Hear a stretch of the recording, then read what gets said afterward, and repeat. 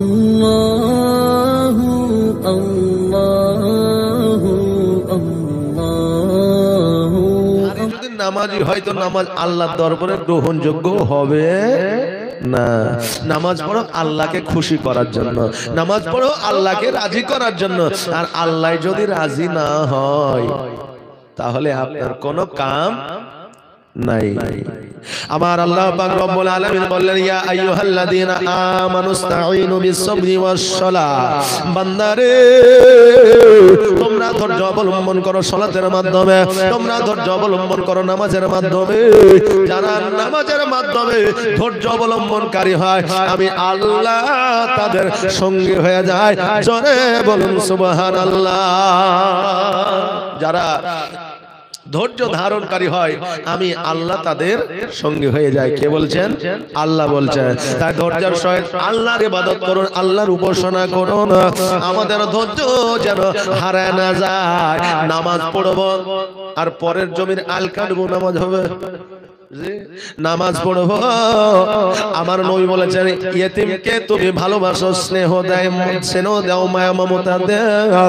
ইয়েতিমকে স্নেহ মায়া মমতার টাকা পয়সা যদি না দিতে পারো, ওই ইয়েতিমের মাথায় একবার হাত বুলে দাও, আল্লাহ একটা মাকবুল হজের সব দান করবে। জোরে বলেন সুবহানাল্লাহ।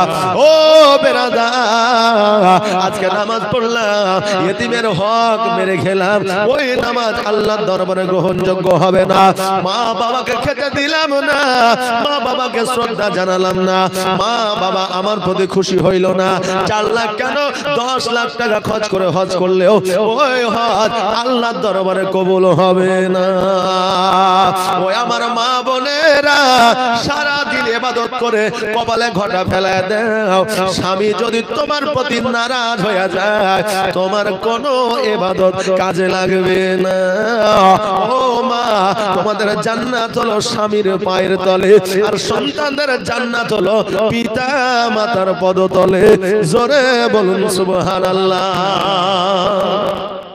বিবিদের জান্নাত স্বামীদের পায়ের তলে। একজন মা আমার উঠে বাড়ি চলে গেছে, যাওয়ার পরে স্বামী পায়ের তল খুঁড়তে আরম্ভ করে দিয়েছে। এখন স্বামী বলছে, হ্যাঁ রে, গোবরা গ্রামে জালসা হয়েছে আর আমার পায়ের তল খুঁড়ছিস, কারণ কি? ও বলছে, তুমি বকিও না, চুপ করে শুয়ে থাকো। এখন ই দেখছে তাই তো বেশি বকলেও অসুবিধা হইতে পারে, কারণ লক্ষ্মী ভান্ডারেও তুই মালিক, স্বাস্থ্য সাথীতেও তুই মালিক, রেশন কার্ডেও তুই মালিক, লক্ষ্মী ভান্ডারেও তুই মালিক। তা আমি যদি এখন বাড়িতে মালিকানা করি তাহলে আমার অসুবিধা আছে বা হইতে পারে। এই জন্য যে আমি মহব্বতে তোকে মালিকানা দিলাম, তো যা খুশি তাই কর। এবার বুঝলেন, এবার যখন এক মাজা খুঁড়েছে, খুঁড়ার পরে আইলে গেছে, চুপ করে বসে আছে। এবার বলছে, হ্যাঁ রে রহিমার মা, বল না কি ব্যাপার, পায়ের তল খুঁড়ছিস, কারণ কি? বলছে, আর বলিও না, মৌলভী সাহেব বললো পায়ের নিচে, স্বামীর পায়ের নিচে জান্নাত, তাই খুঁড়তে আরম্ভ করেছে। আজকে জান্নাত না দেখে ঘুমাবো না। বলছে, খেপি কোথাকার, খুঁড়ে কি আর জান্নাত পাবি? আমার পা খানে একটু টিপে দে তো জান্নাত পাবি। বলছে, ওইরকম জান্নাতের দরকার নেই। স্বামীর সেবা করে জান্নাত লিবে না, মারে স্বামীর সেবা না করিলে জান্নাত পাইবে না। তোমরা লক্ষ্মী ভান্ডারের টাকা যতই তোলো না, স্বামীর সেবা না করিলে জান্নাত পাবে না। লক্ষ্মী ভান্ডারে 500 টাকা পেয়েছে মনে করে, যদি মনে করে যে স্বামীর আর দরকার নেই, 500 টাকায় তো আলুর পটল হয়ে যাবে। আর মমতা ব্যানার্জি তো এখন আমাদের চাল দিচ্ছে, এই অসুবিধা নাই জি, তাহলে কাজ হবে না। স্বামীকে রাজি ও খুশি রাখো, কিয়ামতের দিন তোমার উপাসনা আল্লাহর দরবারে কাজে লেগে যাবে। জোরে বলেন সুবহানাল্লাহ। আমার নবী বললেন, এতিমকে ভালোবাসো। নামাজ পড়ে যদি এতিমের হক আদায় না করি, আমার ওই নামাজ আল্লাহর দরবারে কবুল হবে না। একজন হযরত ওমর ফারুক রাদিয়াল্লাহু তাআলা আনহু, আমার প্রিয় নবীর সাহাবী, মসজিদে নববীতে বসে আছে। আমার নবী পাক সাল্লাল্লাহু তাআলা আলাইহি ওয়াসাল্লাম বসে আছে। একজন বান্দা এসে বলছে, ইয়া রাসূলুল্লাহ, ইয়া হাবিবাল্লাহ, নবী গো, আমার একটা 6 বছরের সন্তান হারিয়ে গেছে, ওই সন্তানটিকে আমি খুঁজে পাই পাইতেছি না, ওই সন্তানটা কোথায় আছে আমি দেখতে পাইতেছি না। বলে কতদিন থেকে? বলে 3 দিন থেকে খুঁজে পাই না। আমার হযরত ওমর ফারুক রাদিয়াল্লাহু তাআলা আনহু বললেন, ও শোনো গো, তোমার সন্তানটা দেখতে কেমন, তার রূপটা কেমন, তার চেহারা কেমন, তার হাইট কতটা, তার অনুমানিক কিরকম, তার রং ঢং বলো। এবার বলছে আমার সন্তান হলো 6 বছরের, আমার সন্তানটা একটু কালো, দেখতে কুৎসিত। বললাম তোমার সন্তানটা খুব ইন্টেলিজেন্ট। বলে হ্যাঁ। ইন্টেলিজেন্ট বলতে যারা একটু দেখবেন চঞ্চল হয়, বাচ্চাকালে বেশি চঞ্চল যাদের হয় তারা ব্রেনিয়ানও হয়, তাই না? হ্যাঁ, তারা দেখবেন পড়াশোনাতেও ভালো হয়। বলে খুব চঞ্চল। বলে হ্যাঁ।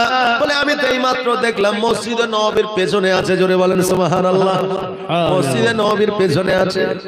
এবার যখন এই কথা শুনলো, সঙ্গে সঙ্গে ওই লোকটি কিন্তু ছুটতে আরম্ভ করলো। আমার নবীজি বলল, ইহুদি দাঁড়ায় যাও, দাঁড়ায় যাও, তোমার সন্তানকে তুমি আনতে যাবে না, আমার হযরতে ওমর ফারুক তোমার সন্তানকে নিয়ে আসবে। জোরে বলেন সুবহানাল্লাহ। ওই ইহুদি বলল, ইয়া রাসূলুল্লাহ, আমার সন্তানকে 3 দিন ধরে খুঁজে পাই না, আজকে যখন খোঁজটা পেয়েছি আমি বড় আদর যত্ন সহকারে আমার সন্তানকে নিয়ে আসব। আজকে ওমর কেন আনতে যাবে? একটা বাচ্চা যদি 3 দিন ধরে না পাওয়া যায়, বলুন বলুন সেই মায়ের, সেই বাপের অবস্থা কেমন হতে পারে? আপনাদের এই বড়বড়িয়া থেকে কিছুদিন আগে একটা বাচ্চা হারিয়ে গেছিল, তাই না? যে একটা বাচ্চা হারিয়ে গিয়েছিল, তো 2 দিন হয়নি পুরো ইন্টারনেট একদম তোলপাড় হয়ে গেছিল, থানার পুলিশ প্রশাসন পর্যন্ত আপনার ব্যতিব্যস্ত হয়ে গেছিল। তাহলে প্রশাসন যদি ব্যতিব্যস্ত হয়ে যায়, যদি ইন্টারনেট যদি তোলপাড় হয়ে যায়, তাহলে ওই সন্তানের বাপ মায়ের অবস্থা কেমন ছিল? জি, তো সন্তানের যদি খোঁজ পাওয়া যায় যে অমুক জায়গায় আছে, ওই বাপকে দাঁড়িয়ে থাকবে? ওই মা কি দাঁড়িয়ে থাকবে? দৌড়বে যে ছেলেকে আমি নিয়ে আসি। হ্যাঁ, কলিজার টুকরা। এই দেখেন কিছুদিন আগে, কিছুদিন মধ্যে 2 দিন আগে বাংলাদেশে একটা ট্রেন পুড়ে গেল, শুনেছেন?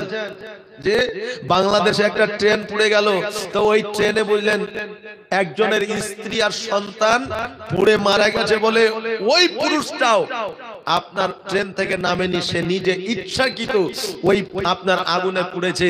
তার কথা হলো যে আমার স্ত্রী আমার সন্তান যখন মারা গেছে, আমি আর বেঁচে থাকবো না, আমি আর দুনিয়াতে থাকবো না, আমিও তাদের সঙ্গে চলে যাব। বাপজি ভাইরা, আজকে আমরা অনেকেই বলি যে আমাদের পুরুষরা হলো কি বিশ্বাসঘাতক, আর নারীরা ভালো, আর নারীদেরকে আমরা বলি বিশ্বাসঘাতক, পুরুষরা ভালো, একে অপরের টেক্কা চালায়। কিন্তু সবাই বিশ্বাসঘাতক হয় না। মোহব্বত এখনো পর্যন্ত জগতের মধ্যে বেঁচে আছে, যার জন্য দুনিয়া এখনো আগে চলছে।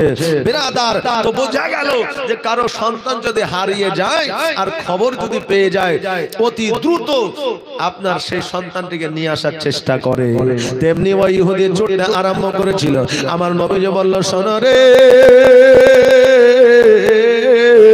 আজকে তোমার সন্তানকে তুমি নিয়ে আসবে না, আজকে আমার ওমর ফারুক রাদিয়াল্লাহু তাআলা আনহু তোমার সন্তানকে নিয়ে আসবে। এবার বলল, আমার সন্তানকে আমি নিয়ে আসবো না, কারণটা কি? আমার সন্তানকে ওমর ফারুক কেন নিয়ে আসবে? নবী আমার বলল, শোনো গো, ওই জায়গায় শুধুমাত্র তোমারই বাচ্চা নয়, ওই জায়গায় আরো অনেকের বাচ্চা আছে। এবার ওই জায়গায় তোমার বাচ্চাকে যখন 3 দিন পরে পাবে, ওই বাচ্চাকে তুমি চুম্বন করবে, ওই বাচ্চাকে তুমি গলে লাগায় নিবে, ওই বাচ্চাকে তুমি কোলে উঠে নিবে। ওই মধ্যে ওই বাচ্চাদের মধ্যে যদি একজন এতিম বাচ্চা থেকে যায়, তার মনে আফসোস হবে, সে কষ্ট পাবে রে, সে দুঃখ পাবে। আজকে আমার আব্বা যদি বেঁচে থাকতো, এই রকম করে আমাকে আদর যত্ন করতো, এই রকম ভাবে আমাকে স্নেহ দিত, এই রকম ভাবে আমাকে কোলে উঠে আনিত, ওই বাচ্চাটা কষ্ট পেয়ে যাবে। অতএব তুমি যাবে না, এতিমের কত জ্বালা এটা আমি নবী ছাড়া আর কেউ জানে না। আমি এতিম হয়ে কাঁদি না কেন তোমরা বলতে পারো, আমি এতিম হয়ে কাঁদি না কেন তোমরা বলতে পারো। এতিম ছিলেন আমার নবী, এতিম আমিও, আমি এতিম হয়ে কাঁদি না কেন তোমরা বলতে পারো, আমি এতিম হয়ে কাঁদি না কেন তোমরা বলতে পারো। এতিম ছিলেন আমার নবী, এতিম আমিও, এতিম ছিলেন আমার নবী, এতিম আমিও।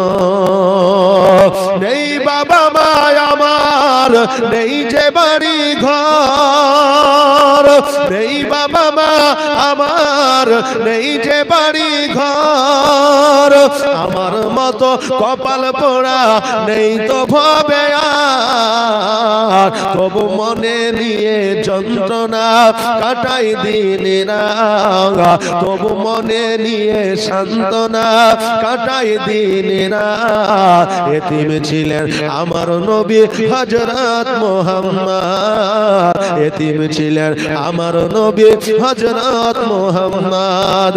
আমি এতিম হয়ে কাঁদি না কেন তোমরা বলতে পারো, আমি এতিম হয়ে কাঁদি না কেন তোমরা বলতে পারো। এতিম ছিলেন আমার নবী, এতিম আমিও। আল্লাহুম্মা সাল্লি সাইয়্যিদিনা মাওলানা মুহাম্মদ ওয়া আলা আলি সাইয়্যিদিনা মাওলানা মুহাম্মদ সাল্লাল্লাহু আলা মুহাম্মাদিন ওয়া আলা মুহাম্মদ হরদম জবান নিকালো পাক নামে মুহাম্মদ হরদম জবান সে নিকালো শফিয়ানা মুহাম্মদ। ও বাবাজি ভাইরা,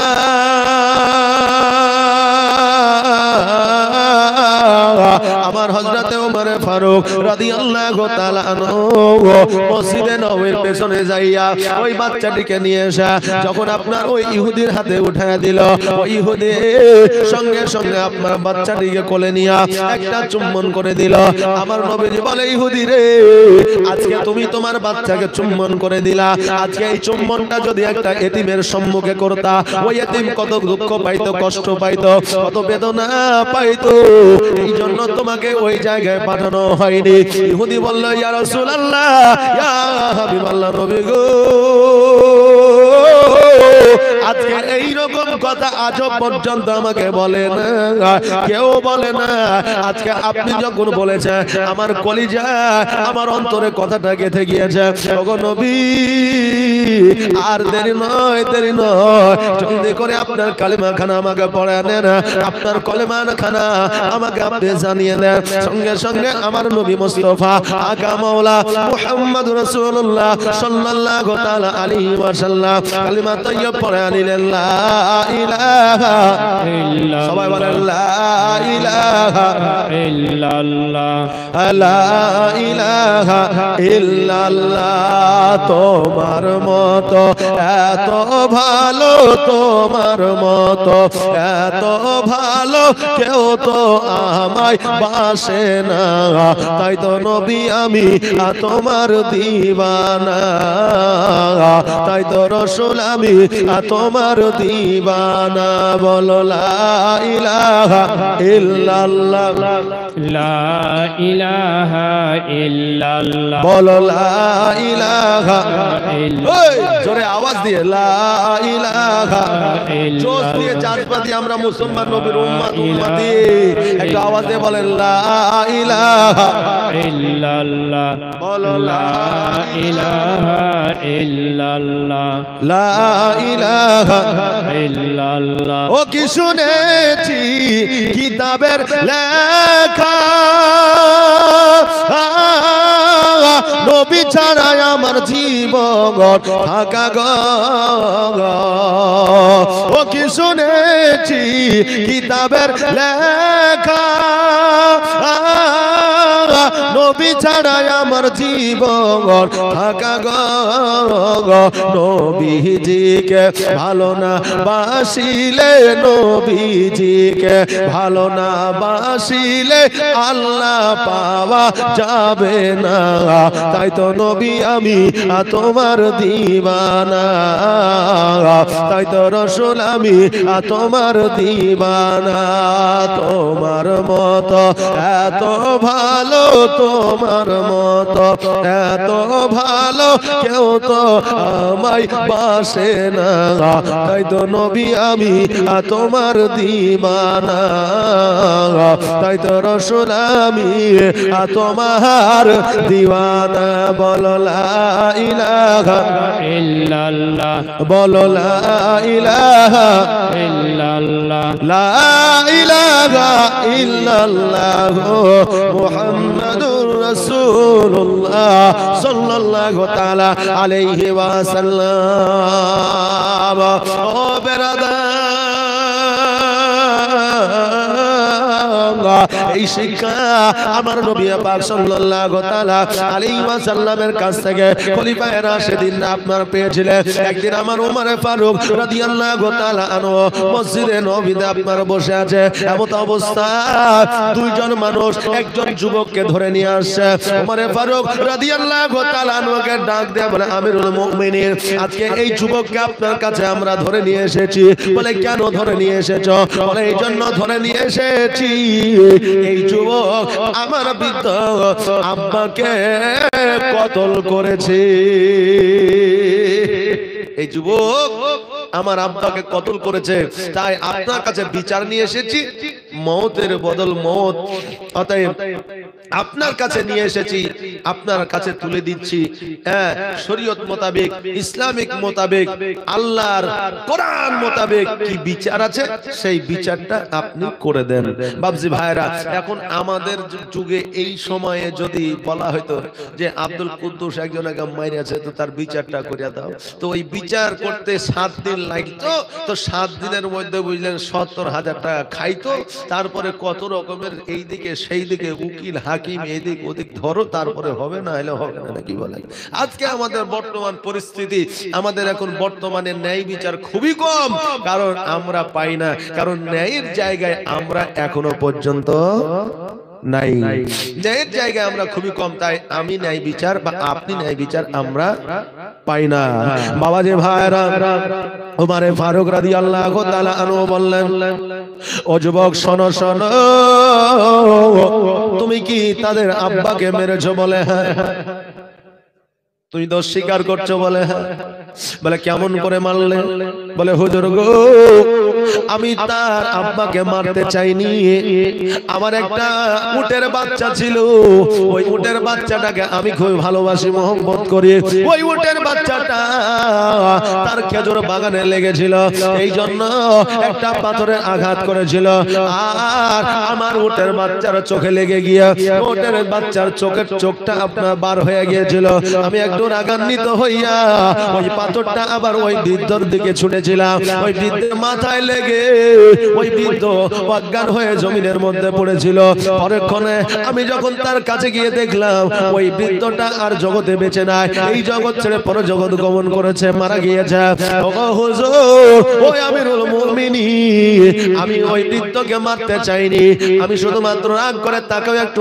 আঘাত দিতে চেয়েছিলাম কিন্তু সে মারা গেছে আমার হযরতে ওমর ফারুক রাদিয়াল্লাহু তাআলা আনহু ডাক দিয়া বলে ও যুবক শোনো আজকে তুমি মারতে চাওনি তোমার পাথরের আঘাতে মারা গেছে তবু তুমি হলে খুনি অতএব এর সাজা হবে মওত এর সাজা মওত হবে অতএব তোমাকে মৃত্যুবরণ করতে হবে আমার সৈন্যদের হাতে তোমার ফাঁসি হবে যুবক বলল হুজুর আমাকে জেল দেন অসুবিধা নাই ফাঁসি দেন তবু তবুও অসুবিধা নাই, আজকে আমাকে কারাদণ্ডে রেখে দেন তবুও অসুবিধা নাই, কিন্তু হুজুর গো আমি 3 দিনের জন্য আপনার কাছ থেকে ছাড় চাই, 3 দিন মাত্র আমাকে ছুটি দেবেন, আমি শুধুমাত্র বাড়িতে যাব, আবার আপনার কাছে পুনরায় ফিরে আসবো। উমরে ফারুক রাদিয়াল্লাহু তাআলা আনহু বললেন, এ যুবক আজকে তুমি 3 দিনের ছুটি কেন চাও? 3 দিন পরে তুমি আসবে কেন বলো? আজকে আমাদের যদি কেউ যদি বলতো জানা শোনা চেনা, তবু যদি বলতো আমাকে 1 ঘন্টা ছাড় দাও, যে বিচারপতি ছিল থাকবে বা ছিল সে কি ছাড়বে? যে গেলেই হয়তো আর আসবে না। কিন্তু আমার উমরে ফারুক কেমন ছিলেন দেখেন। উমরে ফারুক রাদিয়াল্লাহু তাআলা আনহু বললেন, যুবক রে তুমি কেন ছাড় নিবে? 3 দিনের জন্য কেন বাড়ি যাবে বলো? ওই যুবক বলল, হুজুর গো আমি হলাম আমার পরিবারের সন্তানের চাইতে সব চাইতে বড় সন্তান আমি। আমার একটা ভাই আছে, আমার আব্বা নাই, আমার মা নাই, জগৎ থেকে বিদায় নিয়ে অন্ধকার কবরে চলে গেছে। হুজুর গো আমার আম্মা আমাকে কিছু আপনার টাকা পয়সা সোনা দানা দিয়ে গেছে, আমার ভাইয়েরও তাতে ভাগ আছে। আমার ভাই যেহেতু ছোট, আমার ভাইকে আমি ভাগ বুঝাইয়া দিই নাই, আমি আমার বাড়ির মধ্যে সিন্ধুকের মধ্যে করিয়া বাড়ির মধ্যে পুঁতে রেখেছি। ওগো হুজুর আজকে যদি এই জায়গায় আমার ফাঁসি হয়ে যায়, মৃত্যু হয়ে যায়, ওই সিন্ধুকের টাকাগুলো আর কেউ খুঁজে পাবে না, কারণ ওই টাকার খবর আমি আর আল্লাহ ছাড়া কেউ জানে না। আজকে এই অবস্থায় যদি আমার মৃত্যু হয়ে যায়, আমার ভাইয়ের হক যত আমি বুঝাইয়া দিই নাই, এই জন্য কিয়ামতের দিন আমাকে জবাব দিতে হবে। হুজুর গো 3 দিনের জন্য আমাকে ছাড় দেন, কারণ একদিন যেতে সময় লাগবে, বাড়ি আসতে একদিন সময় লাগবে, মাঝে একদিন বাড়িতে হিসাবটা বুঝাইয়া দিব। ওগো হুজুর দয়া করে আমাকে 3 দিন ছাড়টা দে। আমার উমরে ফারুক রাদিয়াল্লাহু তাআলা আনহু বলে, ও যুবক আজকে তোমার ভাইয়ের হক তুমি যেহেতু বুঝাতে চাইছো, আমি না হয় উমরে ফারুক ছেড়ে দিব, কিন্তু তোমার জিম্মাটা কে নিবে? তুমি যে যাবে তো তোমার পরিবর্তে কেউ দায়িত্বটা নিবে, এই রকম কেউ কি আছে? যুবক বলল, হুজুর গো এই মদিনাতে আমার কেউ নাই, ভাই নাই, বোন নাই, পরিচিত কেউ নাই, আত্মীয় নাই, স্বজন নাই। হুজুর গো যদি আমাকে 3 দিনের জন্য ছাড় দেন আমি বড় উপকৃত হতাম। ওই সময় একজন আমার নবীজির সাহাবী ছিলেন, যার নাম ছিল হযরত আবু যার গাফফারী। জোরে বলেন সুবহানাল্লাহ। আমার নবীজির সবচাইতে কাছের সাহাবী, প্রিয় সাহাবী ওই আবু যার গাফফারী বলল,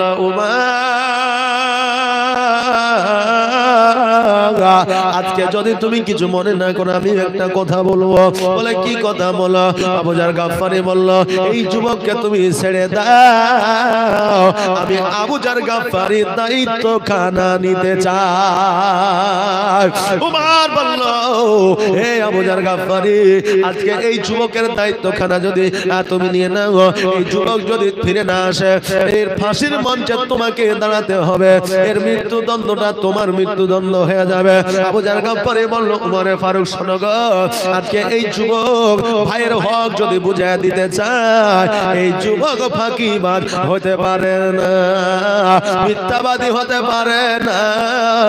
এই যুবক যখন যেতে চাইছে যেতে দাও, দায়িত্ব খানা আমি নিয়ে নিলাম।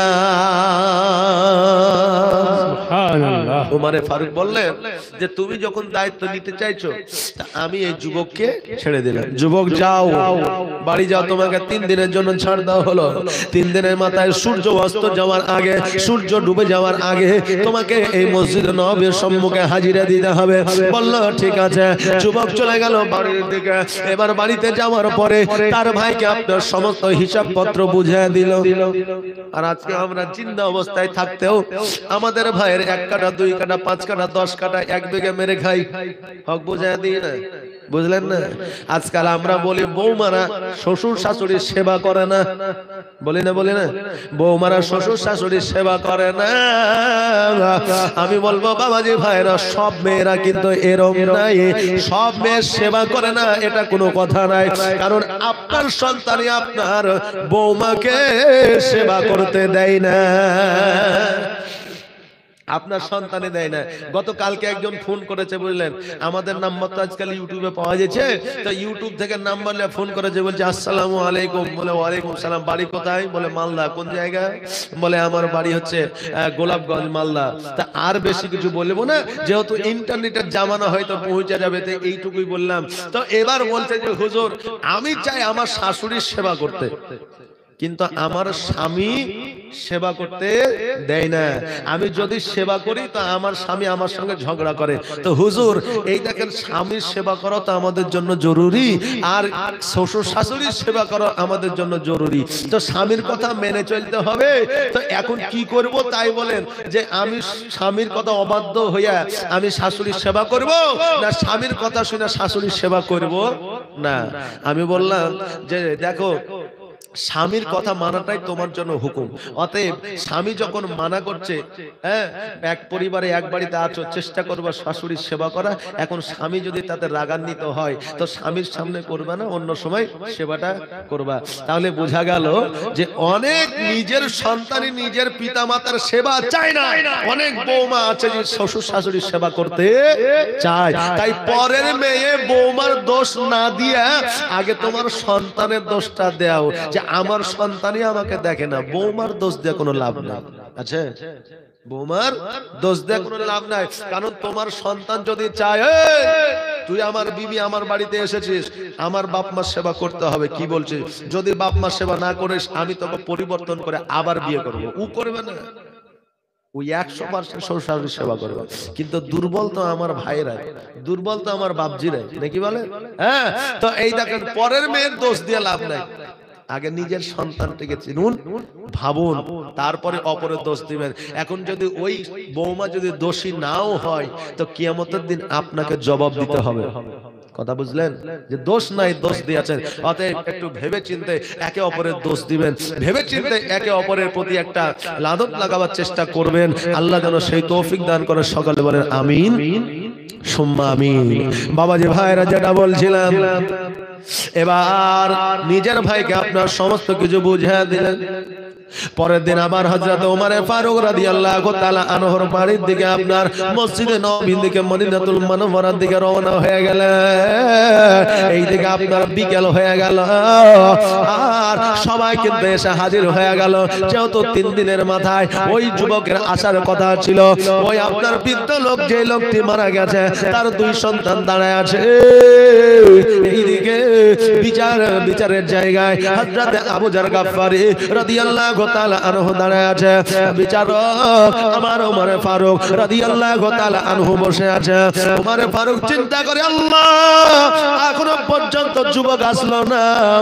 আজকে এই যুবক যদি না আসে, আজকে একজন নিষ্পাপ আমার প্রিয় নবীজির সাহাবী, যার নাম হলো আবু জার গাফফারী, ওই আবু জার গাফফারী মওত হয়ে যাবে।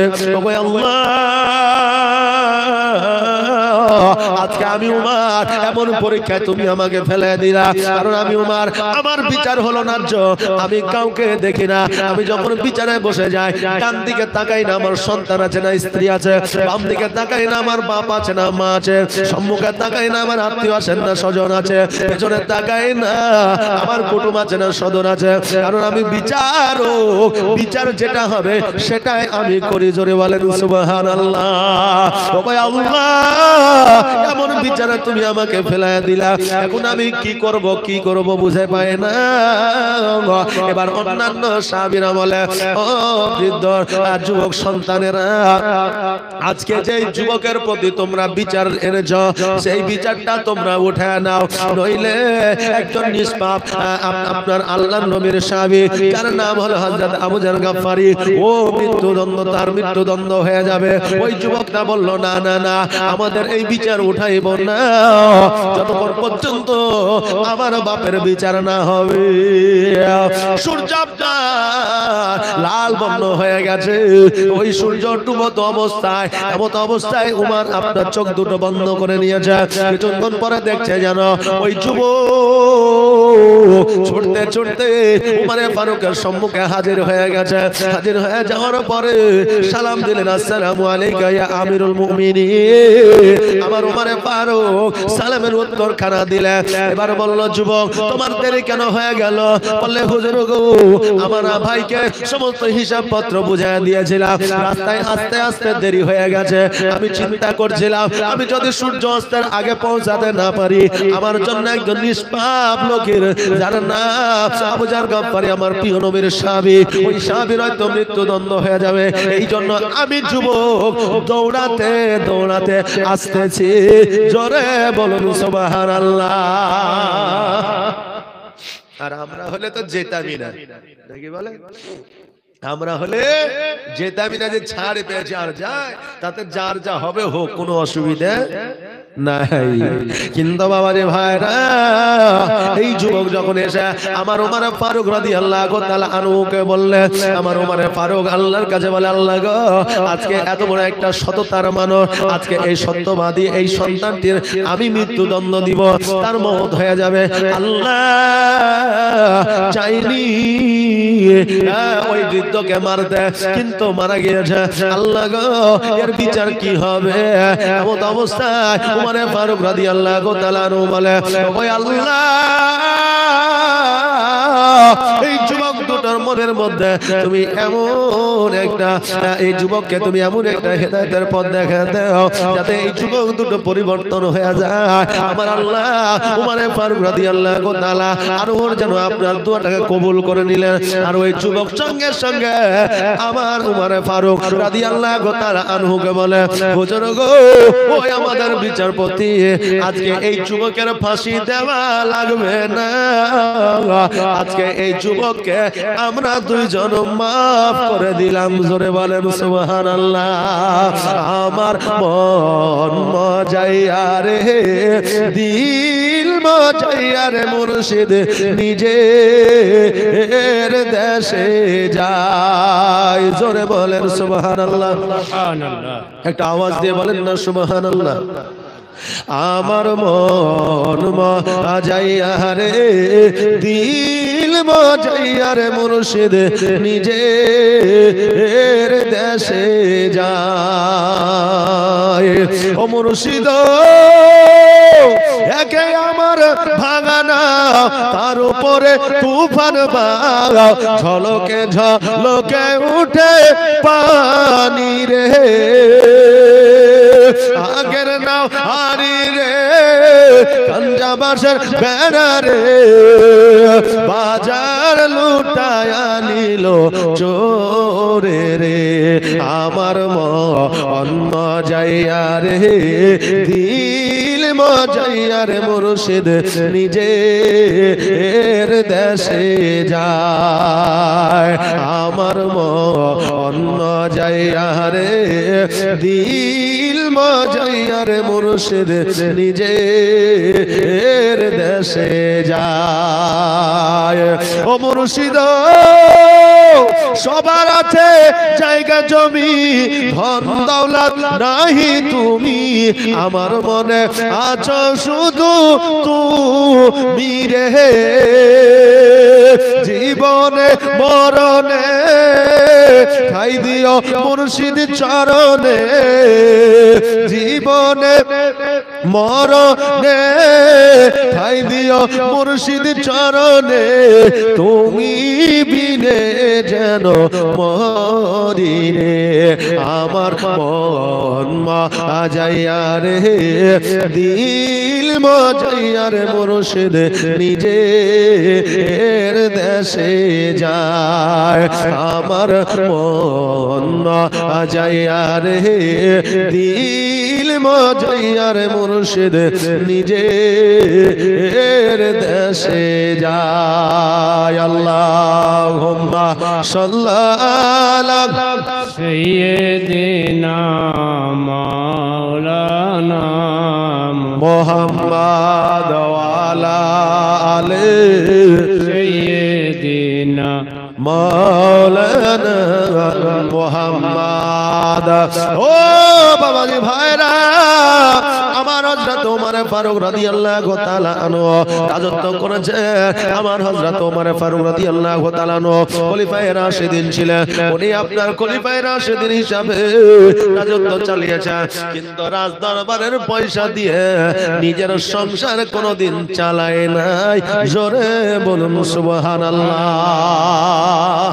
রাজ দরবার আপনার চালিয়েছেন, কিন্তু ওই রাজ দরবারের পয়সা টাকা নিয়ে কোনোদিন নিজের সংসারে ব্যয় করে নাই। কেমন করে নিজের সংসারটা চালিয়েছেন? আমার হযরত ওমর ফারুক রাদিয়াল্লাহু তাআলা আনহু নিজে আপনার টুপি সেলাই করতেন। জোরে বলেন সুবহানাল্লাহ। নিজে টুপি সেলাই করে সৈন্যদের দিয়ে বাজারে বিক্রয় করাতেন। আর ওই বাজারে বিক্রয় করা যেই পয়সাগুলো আসতো, যেই লাভের অংশগুলো থাকতো, ওই লাভের অংশগুলো দিয়া আমার ওমর ফারুক রাদিয়াল্লাহু তাআলা আনহু নিজের সংসার আপনার চালাইতো। জোরে বলেন সুবহানাল্লাহ। একবার 21টা টুপি সেলাই করেছে। 21টা টুপি সেলাই করার পরে আল্লাহুম্মা সাল্লাল্লাহু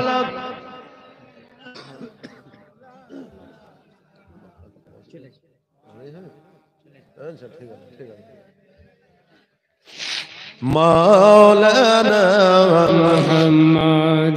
ও বেরাদার, 21টা টুপি সেলাই করেছে। সৈন্যকে ডাক দিল, সৈন্যরে 21টা টুপি বাজারে নিয়ে যাও। তবে শোনো, একটা টুপি খাম আছে, ছেঁড়া আছে। এই টুপিটা কাউকে ফ্রিতে দিয়ে দিও, নইলে যে সে যেই টাকাটা দিবে সেটাই তুমি নিয়ে নিও। কিন্তু একটা টুপির দাম 1 টাকা, 20 টাকা হবে, 21 টাকায় তুমি বিক্রি করিও না। সৈন্য বাজারের মধ্যে টুপিগুলা নিয়ে গেল।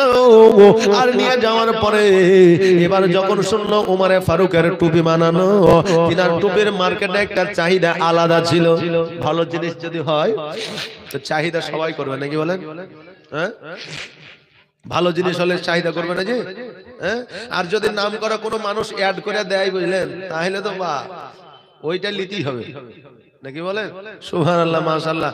এই দেখেন, আমার যদি কিছু হয়, সর্দি জ্বর বা পেটে লাগা ব্যথা, এইসব যদি কিছু হয়, তা আপনাদের এখানে একটা ডাক্তার আছে, আওয়াল ডাক্তার, বুঝলেন, তার কাছে আসে। কেন জানেন? কারণ ইয়ার কাছের ওষুধটা খাইলে মনে হয় যে আমি একটু তাড়াতাড়ি সুস্থ হই। কারণ প্র্যাকটিক্যালি একটা ব্যাপার আছে। বড় ডাক্তার হলেই যে সব পারে তা নয়। প্র্যাকটিক্যালি একটা ব্যাপার আছে। আর অনেকের কাছে অনেকেই কিন্তু অনেকের ওষুধ শুট করে না, নাকি বলে? সুবহানাল্লাহ, মাশাআল্লাহ। তো বাপজি ভাইরা, তো এই দেখেন, ভালো জিনিসের একটা গুণ আলাদা আছে। ওমর ফারুকের টুপির একটা চাহিদা ছিল।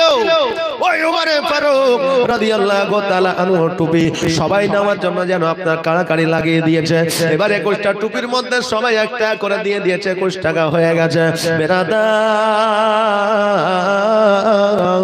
এবার সৈন্য বুঝতে পারেনি কার ভাগ্যে ওই ছেঁড়া টুপিটা গিয়েছে। 21 টাকা নিয়ে এসে আমার ওমর ফারুক রাদিয়াল্লাহু তাআলা আনহুকে দিয়ে দিয়েছে। এবার বলল, ও সৈন্য শোনো রে, আজকে এই টুপির 20 টাকা দাম হবে, 21 টাকা কেন? বলে, হুজুর কে নিয়ে গেছে জানতে পারিনি, বুঝতে পারিনি। বলে, একটু ভেবে দেখো। বলে, হুজুর ভেবেও কাজ হবে না। বলে, শোনো, এই টাকাগুলো আমার আর কাজে লাগবে না। এই টাকাগুলো তুমি ফকির মিসকিনদের মধ্যে বিলিবন্টন করে দাও, কারণ এই টাকাগুলো আমার জন্য হারাম হয়ে গেছে। জোরে বলেন সুবহানাল্লাহ। তিনাদের কাজ, তিনাদের ব্যবসা, তিনাদের আচরণ, তিনাদের ভালোবাসা, তিনাদের কর্ম কেমন ছিল, আর আমাদের বর্তমানে কর্ম কেমন? বাবজি ভাইরা, সবকিছু ফকির মিসকিনকে দিয়ে দিল। আমার ওমর ফারুক রাদিয়াল্লাহু তাআলা আনহুর জন্য যেন কিছুই রাখলো না। কারণ তিনারা জানে যে আল্লাহর ওয়াস্তে দান করে দিলে, আমি যদি অল্প দান করি তা আল্লাহ আমাকে বেশি দিবে। জোরে বলেন সুবহানাল্লাহ।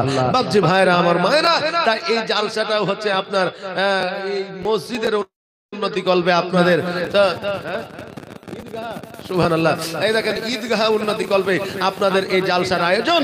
তো বিরাদার, এই দেখেন, এই ঈদগাহের জন্য আমি বলবো যে ভাই, 5টা ভাই আমার 1000 করে টাকা দিতে পারবেন। 5টা ভাই আমার, এখন পারবেন না কালকে দিবেন, কাল পারবেন না পরশু দিন দিবেন, না হলে 1 মাস পরে দিবেন। ঈদগাহে যখন কাজ শুরু হবে তখন দিবেন। এর চাইতে বড় অফার আর কি দিব? নাকি বলেন?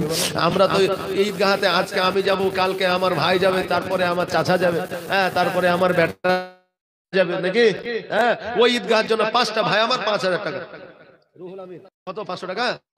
সুবহানাল্লাহ, নারে তাকবীর, নারে রিসালাত। এই দেখেন রুহুল আমিন ভাই আমার, এই দেখেন 500 টাকা দান করেছে, আল্লাহ যেন দানকে কবুল করেন। ভাই আর 500 টাকা হবে না, পরে দিয়ে দেব।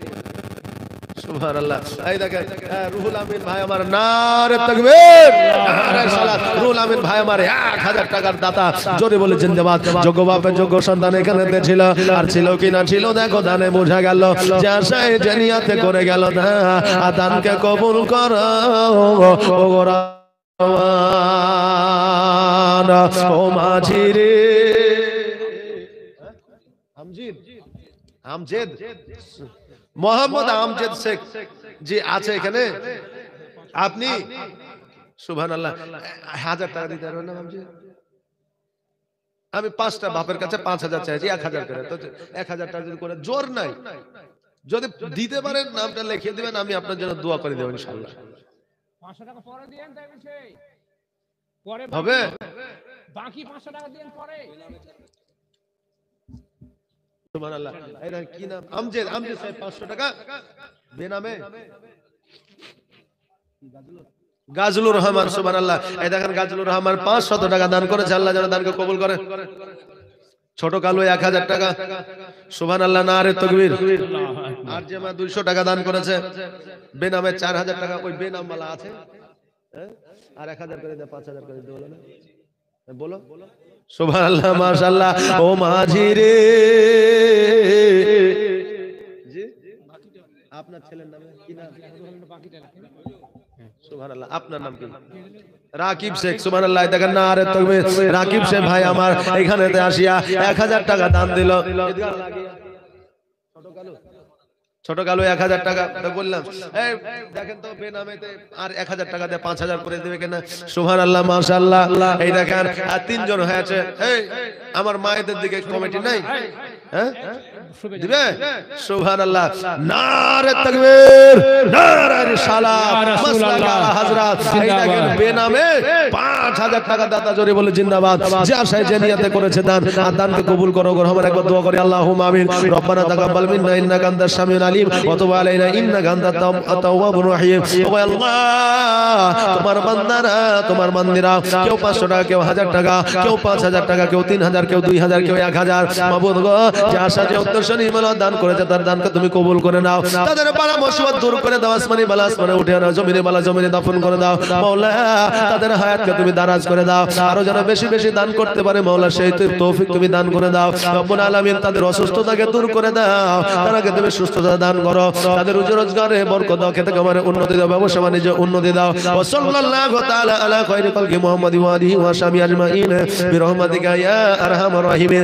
আমিন সুম্মা আমিন। ওয়া লা ইলাহা ইল্লাল্লাহ মুহাম্মাদুর রাসূলুল্লাহ সাল্লাল্লাহু তাআলা আলাইহি ওয়াসাল্লাম। এ মায়েরা, আপনারা 3টা মা আমার 500 টাকা করে 3টা দিয়েন তো। 3টা মা আমার 500 টাকা করে, তাইলে আপনাদেরকে বলে দিয়ে যাব 3 জায়গায় স্বামীকে শাসন করতে পারবেন। নোমান, সুবহানাল্লাহ। আমাদের মাওলানা নোমান নাকি? এই নোমান তো 2 বস্তা কেন 3 বস্তা করে দিবে কলকাতা থেকে। সুবহানাল্লাহ, নারে তাকবীর, নারে রিসালাত। এই দেখেন নোমান সাহেব 2 প্যাকেট সিমেন্ট দান করেছে, আল্লাহ যেন দানকে কবুল করে। সকলে বলে আমিন সুম্মা আমিন। যে আশায় যে নিয়তে করেছে দান, আর দানকে কবুল করো গো রহমান। হে মায়েরা, 3টা মা আমার 500 টাকা করে দিবেন, 3 জায়গায় স্বামীকে শাসন করতে পারবেন বলে দিয়ে যাবো। এখন মায়েরা বলবে এতদিন একটা মৌলবি পেয়েছি, স্বামীরা শুধু বিবিদের শাসন করে আর বিবিরা শাসন করতে পারবে না স্বামীদের, এটা হয়? তা আমি আপনাদের বলে দিয়ে যাবো 3 জায়গায় শাসন করতে পারবেন। 3টা মা আমার 500 টাকা করে দিবেন, একটু চটজলদি একটু ঝটঝট করে দিবেন, কারণ এই ঈদগাহের জন্য আপনার পোতা যাবে, আপনার ছেলে যাবে, হ্যাঁ এই দেখেন এই ঈদগাহতে যাবে, আপনার জন্য দোয়া করবে। বিরাদার নবিল্লাহ ইসলামে 3টা মা আমার 500 করে, আমাকে খবরটা দিবে 3টা মা আমার 500 টাকা করে দিয়ে দিয়েছে। আমি এই 3টা কথা আপনাদের বলে দিয়ে যাব, 3 জায়গায় স্বামীকে আপনি শাসন করতে পারবেন।